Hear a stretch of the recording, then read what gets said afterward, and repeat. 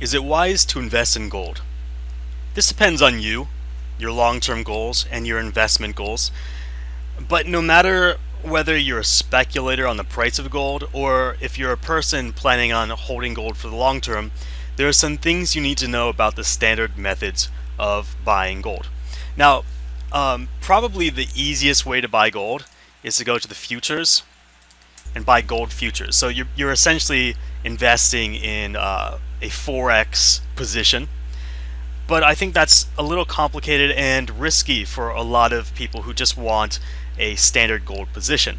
And that's why this ETF called the SPDR Gold Trust, ticker GLD, is so popular.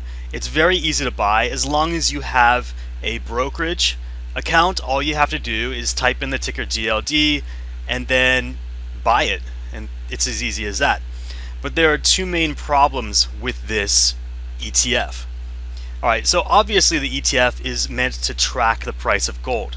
But the first problem here is that if your goal is to be able to hold gold in an event of an emergency, for example, if fiat currency collapses and the US dollar is no longer worth anything, you're probably not going to want to buy the SPDR Gold Trust. And the reason for that is you're essentially buying paper. You're not buying real gold, and you don't have the right to exchange your shares in this ETF for real gold. So let's say you put a lot of money in here and one day the US economy goes to the toilet and now you're hoping to exchange your funds for gold. Well, you're going to call them up and they're going to say, sorry, we don't do that. You cannot exchange your shares for gold. If you're the type of investor who really wants physical gold, you might just go ahead and actually buy physical gold. Of course, there are problems with that because there's going to be storage fees, there's going to be delivery fees, and for that reason, there's a relatively new ETF called the Sprott Physical Gold Trust, ticker PHYS. This is a bit different in that you can actually exchange your shares in this ETF for real gold. So if your main issue is gaining access to physical gold, you're not going to want to go with GLD, you're going to want to go with PHYS. Okay, so let's get that out of the way. I think actually most gold investors are speculators. They think the price of gold is going to go up or down, and they want to play gold via that angle. And in that case, we only need something to track the price of gold. Here, GLD, this ETF, works. It's very liquid, it's very popular, and it tracks the price of gold very well. But there is another issue with this ETF, and it's an issue that most investors aren't even aware of. And it's a big problem in the end, because here's the issue. Whenever you sell a stock or anything on the market, you're going to be taxed on that. Now, for a general stock or ETF holding, you're being taxed as per your original tax bracket rate or via capital gains tax rates. Now, which one is it? It depends on how long you've held that stock or ETF. But in the case of GLD, it doesn't matter. You're always going to be charged a higher tax rate. Now, why is this? Well, what you're exposing yourself to through GLD, and it's just the rule for this particular ETF, is GLD is taxed as a collectible. So it's taxed as the same way you'd be taxed on a sale of fine art or a really old bottle of wine. And that's going to be a 28% tax rate.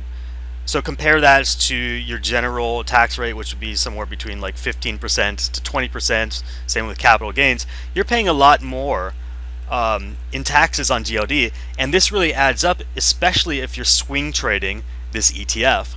So if you're buying every month and then selling every month and you're making good profits, well, guess what?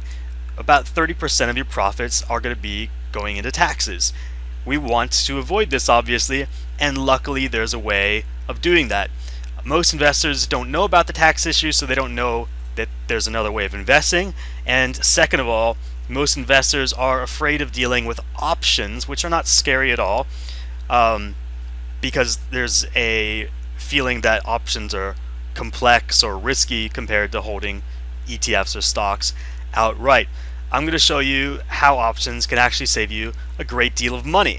Because what you do when you sell an option is you don't expose, you bypass that collectible tax rate, because no longer are you selling the ETF, you're just selling a derivative, and derivatives are not taxed at collectible rates. So there's a way of circumnavigating, or circumventing is the right word.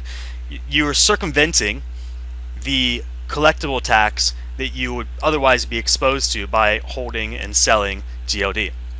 So I'm going to show you how to set up a position on this. I'm going to show you my preferred position on trading gold. Now, when you first get into trading options, most people just outright buy calls and puts, and that's not really a good plan for a couple reasons.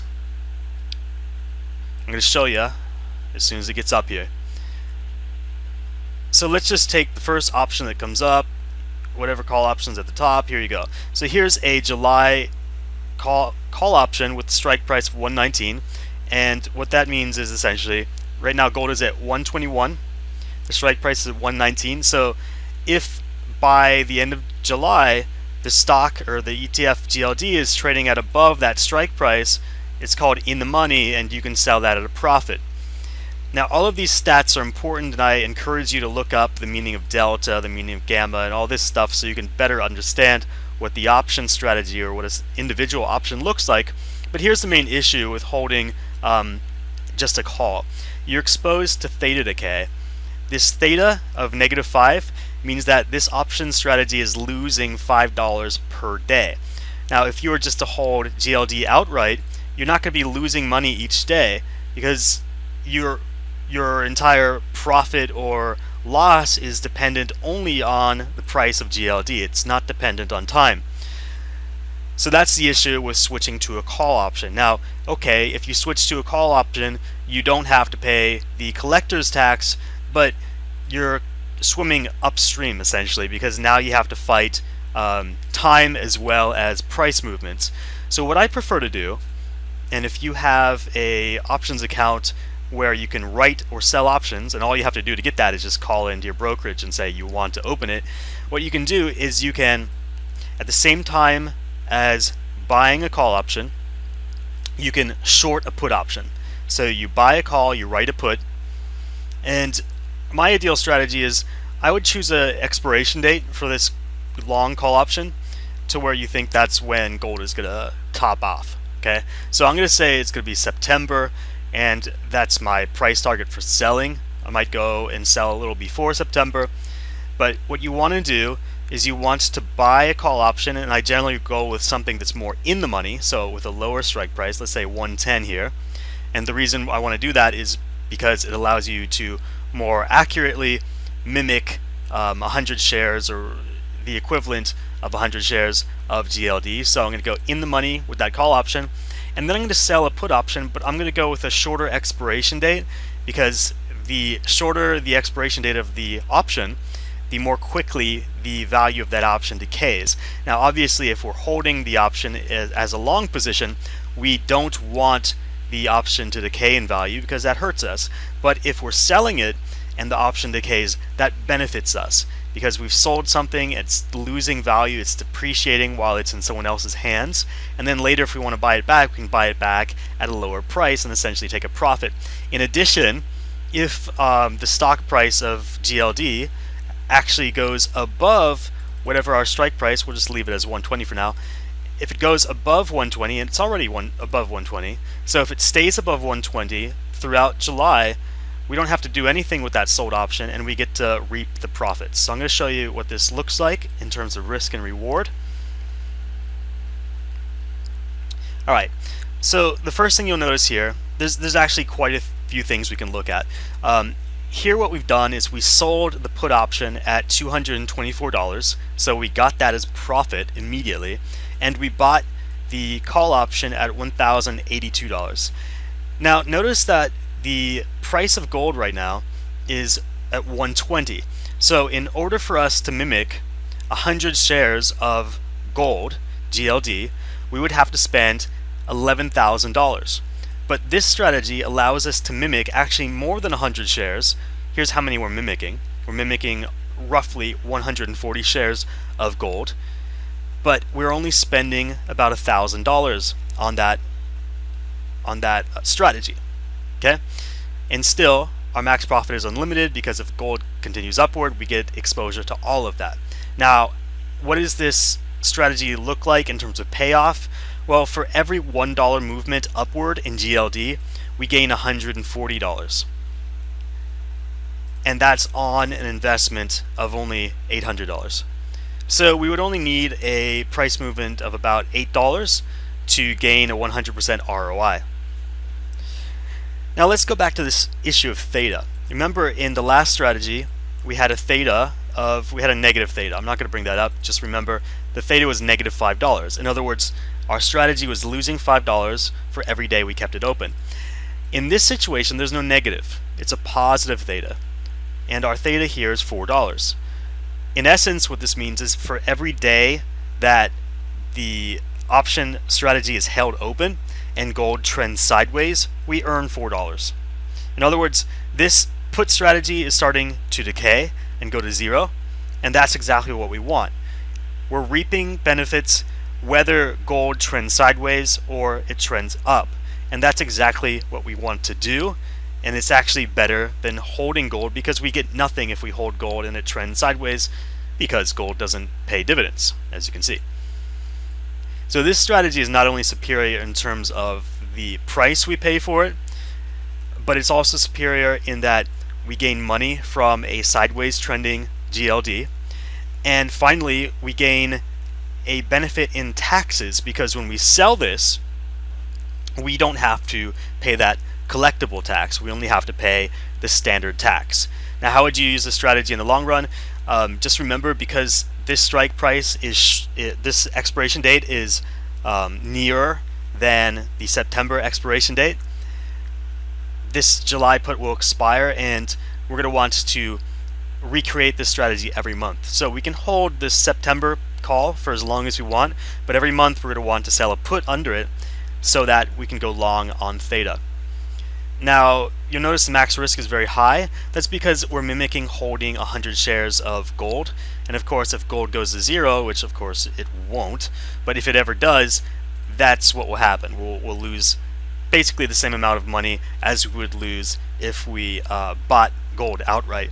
Now, what you can do is you can hedge against that risk by selling a put underneath. I'll give you an example. So you just add another put, you buy a put for the strike price of, we'll just do it same here, strike price of the same as the call, so that's 110, and that will hedge us. So now our max risk is only $1,000, whereas before it was over $10,000. So you see the max risk is about $2,000, and the worst case scenario is if gold drops to 110 or below. Well, if gold drops to 110, we've seen our max risk. So we've realized the $2,000 loss. And if gold continues to move downward below 110, it doesn't matter. This put that we just bought is essentially insurance. And look, it only costs us $4. So by spending this $4, we minimize our risk. And if gold somehow drops below 110, we don't actually care if it drops further. So if it can go all the way down to zero, and still our max risk is just $1,862. We don't need to be worried about any further downside. And still, we're essentially mimicking holding 135 shares of gold without the collector's tax involved. So if you want to trade gold or speculate on gold, I really advise you to go with options on the GLD ETF. There's no better way. The options are very liquid. You're not exposed to the collector's tax, and you can profit from a sideways trending GLD. So all of this put together gives you a much better investment strategy than buying gold outright. Of course, if you're a person who's afraid of the collapse of the world's economies, in that case, you probably want to hold physical gold. But for everyone else, this is the superior strategy, and this is what you want to go with instead of just buying a gold ETF. If this video was helpful, please subscribe and like, And if you have any requests on any sort of options trade or stock trade or market analysis, please leave that request below in the comment section and I will get to it.